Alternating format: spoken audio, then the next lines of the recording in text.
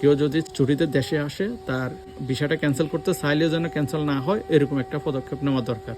আসসালামু আলাইকুম, আমি একজন বাহারান প্রবাসী। অবশ্যই আপনি যদি প্রবাসী হন ভিডিওটা না টেনে পুরো কথাগুলো শুনবেন এবং কি একটা শেয়ার করে সবার মাঝে পৌঁছায় দিবেন। আমি গত 2 মাস আগে দেশে আসছিলাম। দেশে আসার পরে আমার ভিসা ছিল আগস্ট মাসের 12 তারিখ, তার মানে আরও 27 দিনের মতো আমার ভিসা আছে অলরেডি। তো আমি টিকিট কাটছি, গালফ এয়ারের টিকিট কাটছি। আজকে 27 তারিখ শুক্রবার রাত 8টার সময় আমার ফ্লাইট ছিল।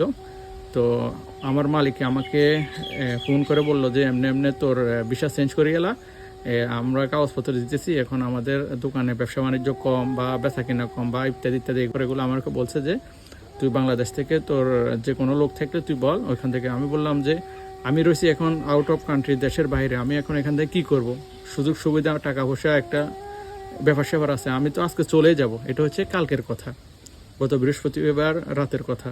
সে হঠাৎ করে আমাকে এই কথাটা বললে কি হয়? এটা তো কখনো হয় না, এটা তো বেইনসাফি। এরপরে আমি বললাম যে আমি আসি, আমি আসার পরে কালকে আমি তো যদি লোক প্রয়োজন না হয় তাহলে আমি অন্যদিকে আমি ট্রান্সফার হয়ে চলে যাব, সমস্যা নেই। তো পরবর্তী এগুলো বলার পরে এই কথাই রইলো। পরে আমি আবার রাত 9টা 9:30টার দিকে ভিসাটা চেক করছি, দেখছি না ভিসা আছে অনলাইনে। তো পরে আবার যখন আমি সকাল হয়েছে, মানে আজকে সকাল 7টার সময় আমি ঘুম থেকে উঠে অনলাইনে চেক করে দেখি যে আমার অনলাইনে আমার ভিসা নাই, আমার ভিসাটা ক্যান্সেল করে দিছে। এটার সাথে নিকৃষ্ট কাজ আর কোনো নাই, একটা মানুষের লাইফটাকে বরবাদ করে দেওয়া, ধ্বংস করে দেওয়া। যাই হোক, আমি চাই না যে আমার কোনো প্রবাসী ভাই আমার মতো এরকম কোনো পরিস্থিতিতে পড়ুক। মধ্যপ্রাচ্য সহ সকল দেশে যে এমবেসিগুলো আছে, এমবেসির উদ্দেশ্যে আমার কথাগুলা, আপনারা এই ধরনের নিকৃষ্ট কাজের প্রতি আপনারা আসলে কিছু একটা করেন। এই নিকৃষ্ট কাজটা যেন আমার মতো এরকম আর কোনো প্রবাসীর কপালে না হয়, তার জীবনটা যেন ধ্বংস না হয়। সবাই ভিডিওটা একটা শেয়ার করে প্রবাসী কল্যাণ মন্ত্রীর চোখেও যায় এবং কি সকল এমবেসির চোখে যায়। অবশ্যই ভিডিওটা একটা শেয়ার করে দিবেন।